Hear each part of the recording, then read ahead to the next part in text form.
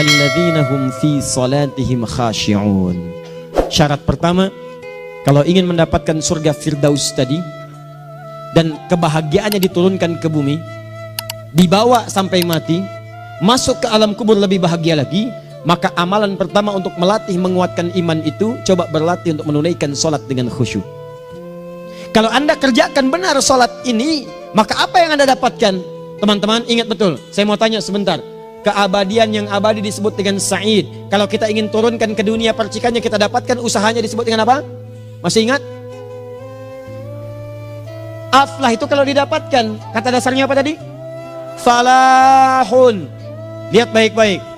Kata Allah dalam Al-Quran tadi, kalau ingin mendapatkan falahun, amalan pertama sholat. Makanya ketika dipanggil sholat, kalimat falah dilekatkan pada panggilan sholat. 5 kali diingatkan. Begitu muadzin kemudian azan memanggil Anda, hayya 'alas shalah.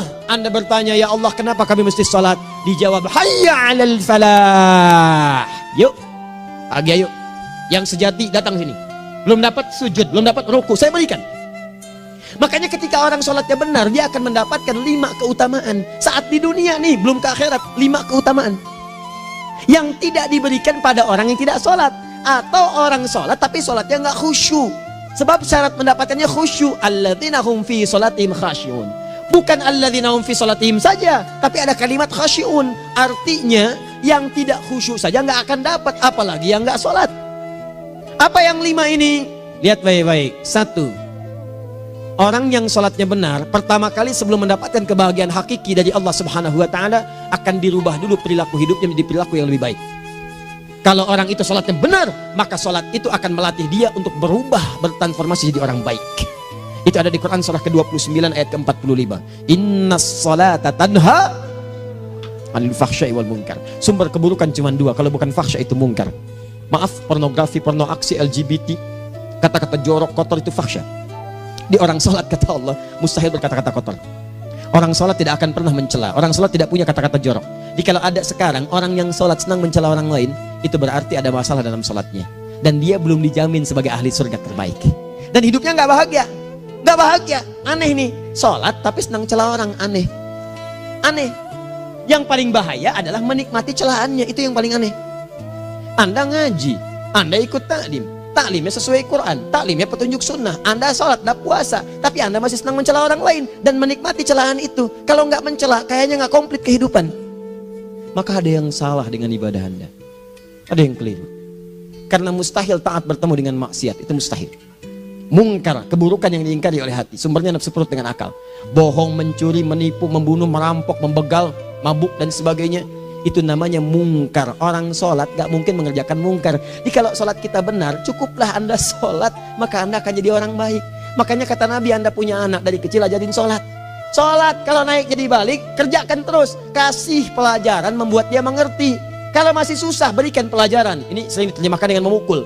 Mukul di Arab beda dengan konteks mukul sekarang. Mukul di Arab tuh ngasih pelajaran supaya ngerti. Anda bisa terjemahkan dengan konteks lain. Uang jajannya tahan, yang kesukaannya simpan dulu. Bisa dengan konteks kekinian. Tapi poinnya, kenapa anak Anda dari kecil ajarin sholat, sampai kenalkan dengan masjid, ajari 3 tahun bawa ke masjid, kenalkan dengan masjid. Gak ada masalah lari-lari itu sebelum waktu sholat. Kenalkan dulu. Dulu orang-orang tuh begitu, sebelum waktunya dikenalkan jalan, begitu lari biarin dulu. Setelah itu diberi pengertian. Nah, ini bukan tempat berlari, yang berlari di sana nanti, yang di sini nanti akan ada orang-orang baik semuanya. Terus anda lihat berbaris, baris rapi. Kalau pengen baik ikutan baris nanti. Terus nanti ada yang mimpin di depan, namanya imam. Imam itu siapa ya? Tetangga kita bukan yang Pak Imam, bukan. Kalau tetangga kita namanya Imam S. Arifin. Kalau yang ini imam sholat namanya. Imam sholat itu nanti akan pimpin menyembah Allah. Allah siapa ya? Allah itulah yang memberikan ayah rizki. Allah itu yang memberikan ayah rizki sehingga bisa beli tobot buat kakak. Beli robokar poli. Ini yang poli, ini yang embers, ini yang heli. Ini dulu kakak semuanya tuh. Yang kasih Allah. Nanti kalau kakak bagus bisa ikut rapi di sini. Allah akan senang, akan ditambah lagi oleh Allah. Oh begitu ya. Datang, begitu caranya. Ini bukannya waktu sholat belum dikenalin tadi bawanya main-main di masjid. Bahkan ada yang agak repot lagi, di rumahnya susah diatur, dibilang, kamu ini susah diatur, main sana ke masjid, disuruh main, ya main di masjid. Yang salah bukan anaknya, orang tuanya. Apa rahasianya anak itu disuruh ke masjid, suruh sholat? Rahasianya, begitu anak itu sholat dengan baik, maka dia akan tumbuh jadi anak baik di kemudian hari. Itu maksudnya. Nah, sekarang saya agak bingung ini, pendidikan TK sekarang salah sih? Enggak, cuma saya agak bingung mikirnya. Ini anak belum diajarin sholat, udah diajarin manasik. Itu bagaimana cara berpikirnya Ferguson? Agak repot saya mikirnya tuh. Ya, walaupun salah sih enggak, cuma saya bingung gitu. Kenapa nggak dikerjakan tahap yang pertama dulu? Tangga itu kan berurutan, nggak bisa Anda lompat langsung ke 5. Kan 1, 2 belum terlewati. Jelas ya? Ah, ini gambarannya. Sholat nih. 1 pasti baik. Ini kalau sekarang sholat, lisan belum baik, mata belum baik sampai ke kaki, berarti ada yang salah sholatnya tuh. Ada yang nggak tepat. Tangan sembarangan, snack orang ngambil. Awas. Tuh sendal orang, mau wudhu nggak ada sendal, pakai sendal orang. Udah bilang belum? Kehujanan pakai payung orang. Udah bilang belum? Ya kan gampang Ustaz. Ini kan juga mungkin diikhlaskan karena Allah. Ya ikhlas, cuman pakainya belum minjam. Bagaimana kalau sedang pegang payung itu keluar, Anda meninggal? Nah, coba mikirin ke situ. Coba ke kantor. Kalau didorong proyek yang nggak jelas, minta tanda tangan, pikir lu bagaimana kalau meninggal. Kemarin saya sama teman-teman artis saya katakan begini, Anda ya, kalau Anda mengaji dengan saya, jangan pernah menerima peran maksiat. Walaupun itu sekedar adegan, tapi itu maksiat. Kalau bayangkan ketika Anda memerankan itu, Anda diwafatkan oleh Allah Subhanahu Wa Taala. Maka demi Allah saya katakan tidak ada faedahnya Anda ngaji sekarang, ngaji besok. Ketika Anda menerima peran itu, Anda wafat dalam keadaan bermaksiat di hadapan Allah Subhanahu Wa Taala. Maka saya pun katakan pada Anda, ayo belajar yang betul, pahami, bangun sholat, belajar, dalami seperti orang tua kita dulu. Tinggalkan nyontek, budaya yang nggak jelas. Rasakan ketika nyontek Anda wafat, apa yang Anda dapatkan? Di Libya itu kalau nyontek, di Libya ya, saya pernah sekolah di Libya nih, itu kalau nyontek dibiarin aja dulu. Dan rekornya 100% ketahuan. Begitu sudah selesai, cuma jeda 2 jam, langsung ada panggilan. Si Fulan silahkan datang ke kantor. Apa yang disediakan di kantor sudah siap. Anda diberi waktu 2 jam dari sekarang, siapkan beres-beres koper Anda. Di sini sudah tertulis Anda akan pulang. Tiketnya sudah lengkap, dikawal 2 orang. Dituliskan di situ anak ini nyontek, gak boleh kembali ke sini. Libya. Gak ada, zero tolerance bagi yang seperti itu. Keluar. Kami gak terima di sini. Harusnya begitu. Gak ada faedahnya. Yang kita butuhkan amalan dari ilmu, bukan nilai-nilai itu sementara. Gak ada. Sudah. Nah ini akhirnya begini kualitasnya nih. Tertulis di ijazahnya bagus, cum laude, IPK-nya 4, tapi gak ada aplikasinya. Yang pintar banyak. Kita butuh yang baik, pintar yang baik. Sekarang yang pintar banyak, kepintarannya dipakai untuk nipu orang. Itu yang bahaya. Ahli hukum banyak yang dihukum. Ahli ekonomi tidak bisa mengangkat perekonomian. Apa yang salah? Apa yang salah? Ini yang jadi persoalan. Tapi dasar manusia begitu di sidang mulai pakai peci, pakai baju koko, pakai tasbih, ada yang pakai kerudung. Luar biasa. Nih 2. Orang kalau sholatnya benar, Allah akan berikan ketenangan dalam jiwanya. Tenang hatinya. Jangankan musibah kecil, musibah paling besar pun tenang aja dia. Tenang, dia paham rumusnya. Allahu Akbar. Turun Quran surah ke-13 ayat ke-28. Ala bidzikrillahi tatmainnul. Yakinkan pada dirimu zikir kepada Allah membuat hati tenang. Di antara turunan zikir amalannya adalah salat. Dari mana taunya Quran surah ke-20 ayat ke-14. Innani anallahu la ilaha illa ana fa'budni wa aqimis salata lidzikri. Saya Allah, kata Allah ke Nabi Musa. Tidak ada Tuhan selain saya, sembah saya. Bagaimana menyembahmu ya Allah? Tunaikan salat sebagai zikir kepada saya. Zikir. Nah, maka kalau Anda sedang tidak tenang, ayo ke masjid. Banyak zikir itu, baca Quran zikir. Quran surah 15 ayat 9. Inna nahnu nazzalna dzikra. Kami turunkan Al-Quran sebagai zikir. Jadi kalau Anda sedang baca Al-Quran, Anda sedang berzikir. Ibu kalau sedang gak tenang bu, gelisah, gak enak, gak usah mengeluh, apalagi bikin status gak karuan. Ibu wudhu, ambil mushaf baca. Begitu sedang baca ada ketenangan dalam jiwa. Berdoa, zikir. Kalau sedang gak tenang besok ada proyek, doa dulu. Doa itu memberikan ketenangan. Makanya doa disebut dengan zikir. Quran surah ke-7 ayat 205.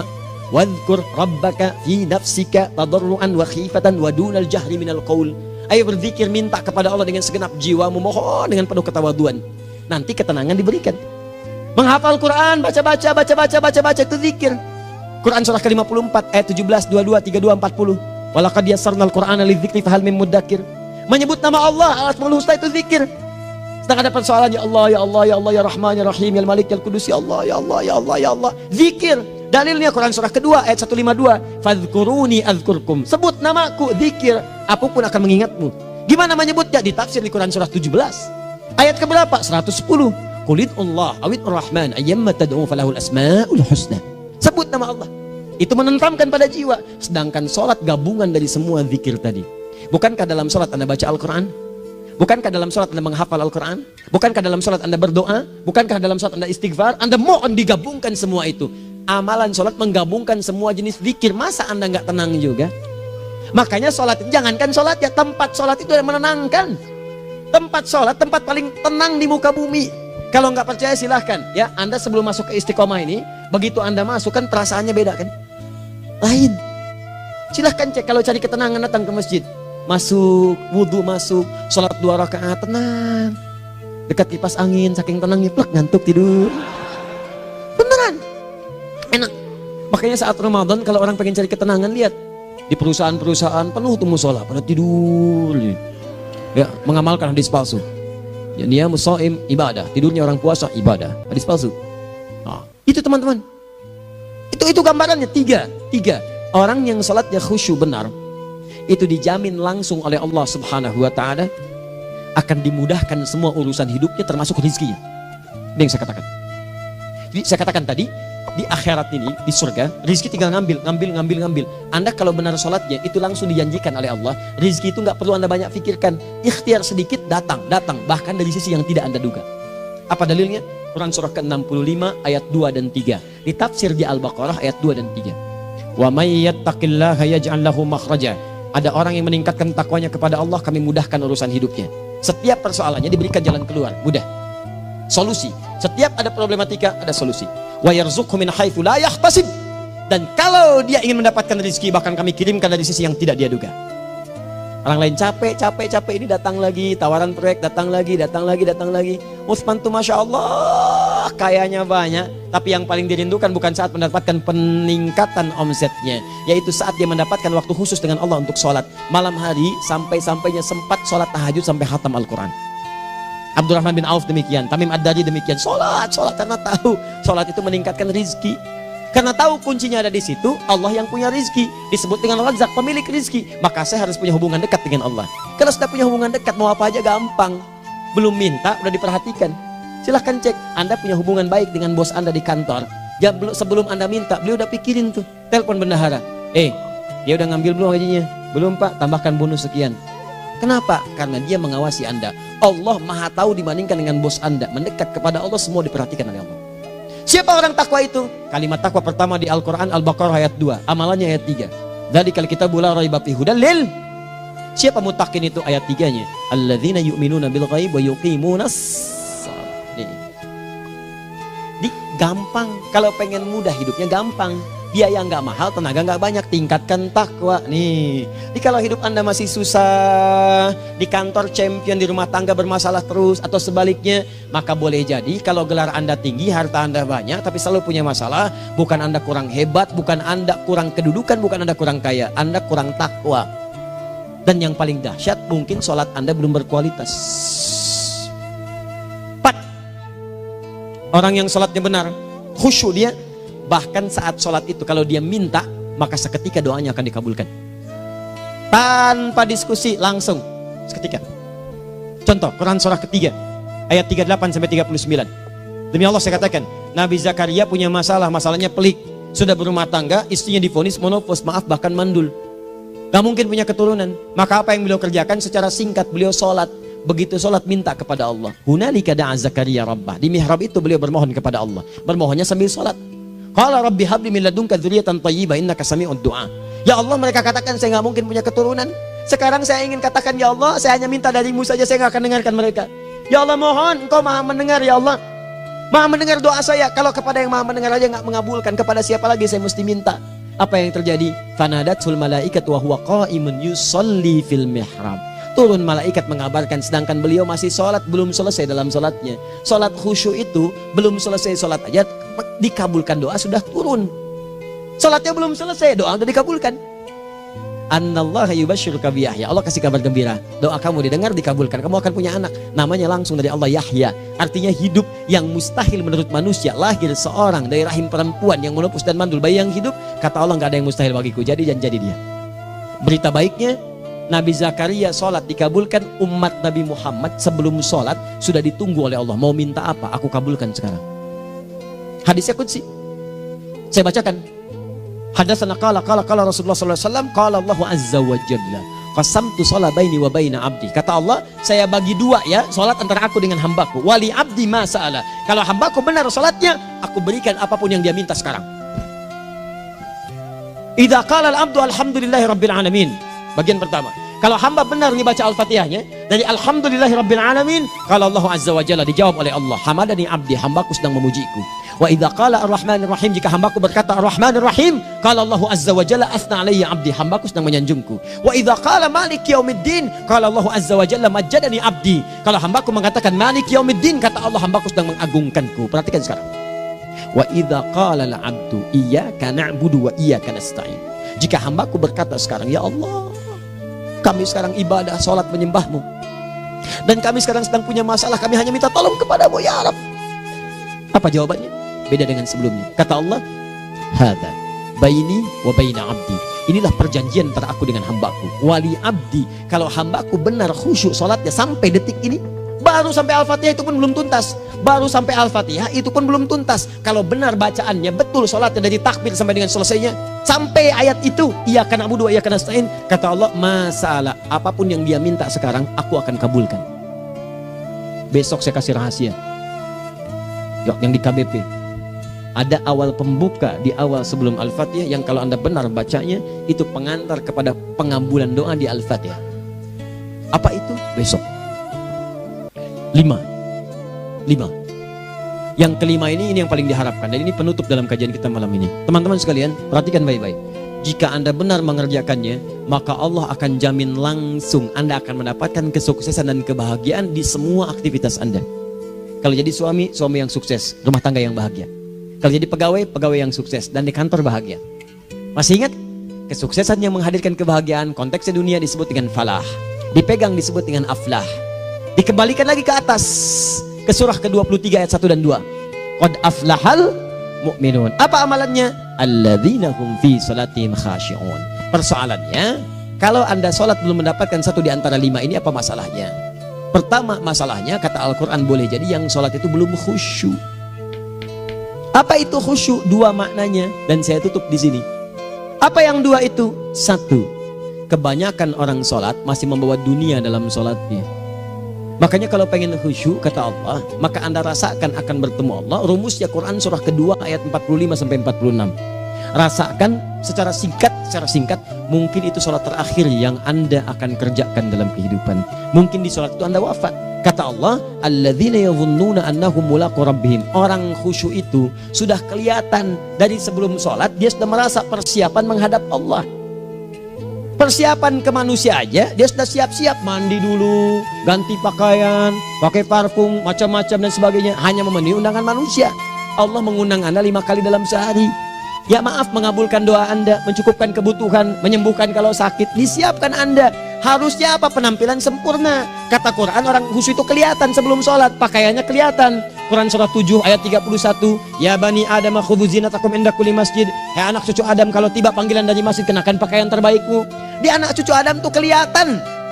Kalau orang khusyuk, begitu adzan kelihatan pakaiannya lain, pakaiannya indah. Khudhu zinatakum, kenakan pakaian terbaikmu. Dipakai, bertemu Allah, bertemu manusia aja pakaian bagus-bagus. Ini aneh ya, ada orang salah ibadah aja, orang salah ibadah pakaiannya bagus-bagus. Lihat nih hari-hari tertentu, besok tuh orang mau ke tempat masing-masing tuh, ada yang pakai jas, pakai dasi, pakai batik, pakai kebaya, anaknya dibawa, dikuncir 2, bawa manisan macam-macam. Mau salah ibadah aja tampilan bagus. Masa antum yang benar ibadahnya nggak bagus? Bedakan pakaian futsal, pakaian sholat ganti dengan yang sholat. Ini gimana pakaian sholat pakai pakaian futsal? Depannya gambar Messi, belakang Ronaldo. Repot.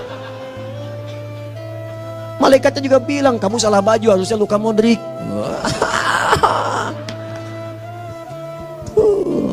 Apalah saya. Nah, yang mau tanya apa? Mourinho dipecat saya tahu. Lagi nganggur sekarang, ditawarin Benfica dia nggak terima. Sekarang jadi dia komentator di beIN Sport. Nanti sebentar lagi dia akan komentari laga Saudi dengan Qatar dan komentari laga Arsenal dengan Ipswich. Digantikan oleh Solskjaer. Dia super sub dulu. Ya, super sub. Ya, the baby assassin, ya pembunuh yang berwajah baby face. Masuknya di akhir-akhir, gol. Sekarang melatih dia 5 kali kemenangan, belum kalah sama sekali. Saya hafal itu. Tapi masih di urutan ke-6, tapi jaraknya ke yang ke-4 itu tinggal 3 poin lagi. Hafal saya, Liverpool tahu cuma 4 poin sekarang bedanya, kemarin 7 kalah 2-1 sama Manchester City. Walaupun banyak analisis yang menyebutkan mungkin itu diberikan saja gitu kan, karena ada yang lain-lain. Hafal kedua Manchester City, hafal saya. Ayo mau tanya apa lagi? Tottenham Hotspur ke bawahnya, ada Chelsea, ada Arsenal, baru kemudian Manchester United. Liga Italia, wah udah gak kekejar Juventus. Ya, apa lagi? Dan seterusnya lah. Gak ada ujungnya bahas yang begituan. Jelas ya? Maksud saya, Anda tanya itu saya jawab. Tapi tidak menghilangkan ibadah kita yang lain. Dan apa ruginya? Ya tahajud dah. Apa yang bisa dikerjakan besok, lihat besok. Ya kan tahajud kan bisa besok. Ada orang tahajud jam 10 pagi? Gak ada. Lebih baik Anda kerjakan malam tahajud. Yang tidak bisa dilihat malam bisa dilihat besok. Cara berpikirnya bagaimana kalau besok meninggal? Gak kesampaian teman-teman sekalian. Gak kesampaian. Nah maka dari itu, Anda kalau mau ada panggilan sholat, siap-siap baju yang bagus. Itu sempurnakan. Anda panggilan orang mandi. Panggilan Allah, buka Quran surah 5 ayat 6. Sempurnakan wudhu. Ya ayyuhalladzina amanu idza qumtum ila sholati faghsilu wujuhakum. Wudhu yang baik. Berpakaian yang rapi. Kenapa? Karena boleh jadi saat dipanggil Anda wafat saat itu. Maka wafat Anda dalam keadaan yang suci, dengan keadaan tobat, dengan pakaian terindah pada saat itu. Yang kedua, maaf, orang-orang kurang khusyuk itu saya tutup. Yang kedua itu karena kebanyakan orang sholat tidak paham, tidak mengerti apa yang dibaca dan dilakukan dalam sholatnya. Jujur pada diri sendiri, jawab pada diri Anda. Sampai sekarang Anda sholat, berapa persen bacaan sholat yang Anda pahami? Jangan-jangan selama ini Anda sholat ribuan kali sujud, ribuan kali ruku. Gak ada yang paham yang dibaca. Sekian persen yang paham, bagaimana sholat Anda bisa khusyuk? Pekerjaan Anda dipahami, urusan akhirat Anda gak dipahami. Di mana cara berpikirnya?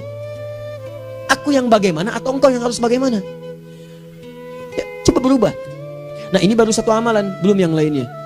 Ada 5 amalan lagi yang kalau kita bisa turunkan itu, selain sholat yang khusyuk, maka jaminan tadi akan datang. Baru sholat khusyuk aja 5 datang, apalagi ditambah dengan 5 amalan lainnya lagi. Demi Allah saya katakan, dunia kecil sekali, gak ada nilainya. Akhirat aja enak, nikmat. Saya ketemu Ustaz Arifin beberapa waktu lalu, dan kita doakan semoga Allah berikan kesembuhan, kesehatan. Saya datang, biasa kita ada berdoa, duduk. Bang istirahat, bang butuh istirahat, umat udah nunggu. Dah gak usah mikir yang lain, karena beliau cerita masjid, cerita zikro, cerita mana. Ya insya Allah, nitipin ini, nitipin itu dan seterusnya. Dan yang paling indah adalah, bang kita saling panggil weekend. Nikmat, gak ada yang senikmat ini. Zikir, Allah, doa. Nah bayangkan sakit tapi masih nikmat gitu. Nikmat. Iya bang, saya paham. Istirahat dulu. Banyakkan nanti orang jengkuk. Saya pamit dulu ya, supaya bisa istirahat, supaya tenang. Lama kita pegangan tangan, ngobrol, saling mendoakan. Itu nikmat. Dan cara berpikirnya kalau sudah pakai iman, semua nikmat. Ada uang nikmat, gak ada uang nikmat, sakit nikmat. Karena cara berpikirnya lain. Nanti kita bertemu lagi, saya terangkan pada Anda. Dan saya contohkan satu kisah. Bahkan ketika ada orang yang diuji Allah dengan ujian yang sangat luar biasa, yang menurut sementara orang itu ujian sangat luar biasa menggetarkan jiwanya dan susah untuk bertahan, tapi orang ini nikmat saja menjalaninya. Nikmat. Ada yang di rumah tangga, ada yang di macam-macam. Contohnya banyak. Satu contoh saya berikan di malam ini. Sekali suami istri, wah luar biasa. Istrinya itu cerewetnya Pak, bukan cuma cerewet, ngeselin bagi suaminya. Maaf Bu ya, bukan ibu maksudnya. Jadi semua yang dikerjakan suami salah. Pengen mangga, ayah kalau kita sekarang dibeli mangga. Kenapa mangga yang ini? Saya pengennya mangga yang lain. Belikan mangga. Kenapa beli mangga aja? Jeruknya mana? Jeruk. Semua. Pokoknya semua yang kerjakan suami salah. Tapi suami tidak pernah mengeluh. Ini kerjakan, itu kerjakan. Satu kali, perhatikan cara memandangnya. Ketika iman sudah masuk ke dalam jiwa. Kata temannya, akhi, istri kamu ini begini nyusahin kamu. Kenapa kamu gak cari yang lain? Kan gampang ada syariat. Udah pisahin aja cari yang lain. Kamu tenang ibadah. Apa jawabannya? Allah sudah turunkan surga ke saya lewat dia. Kenapa kamu meminta saya untuk menjauhinya dan meninggalkan surga saya? Di cara melihat dia, bukankah ketika ada berbagai keluhan saya sabar? Bukankah sabar mendekatkan saya ke surga? Allah kirimkan tipikal istri seperti ini supaya mendekatkan saya ke surga. Dengan itu kan saya banyak pahala. Saya sabar, pahala banyak. Sudah Allah berikan pahala kepada saya. Kamu malah nyuruh saya untuk berpisah dengan pahala itu. Perhatikan cara berpikirnya. Indah. Kalau rumah tangga seperti ini semuanya enak.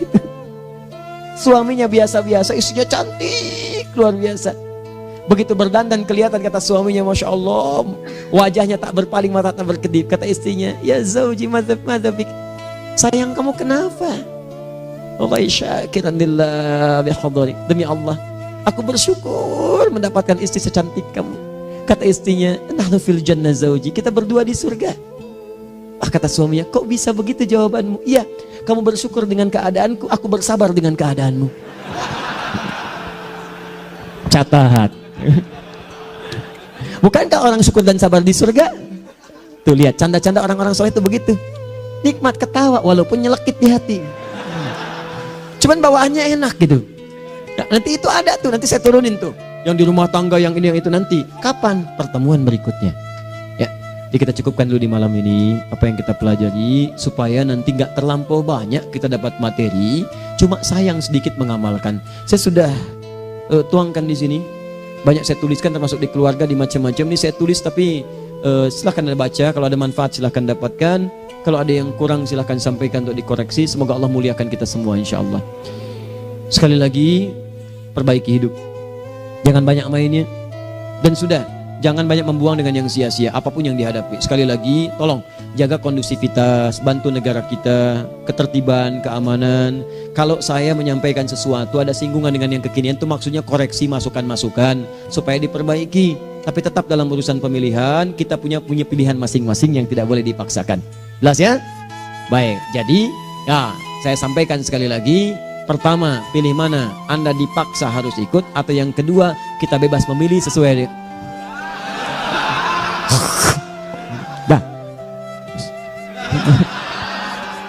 Sudah ya.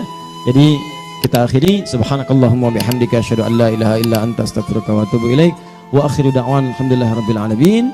Berjumpa besok sesi terakhir fikih ikhtilaf di Masjid Ar-Rahman Kota Baru Parahyangan. Assalamualaikum warahmatullahi wabarakatuh.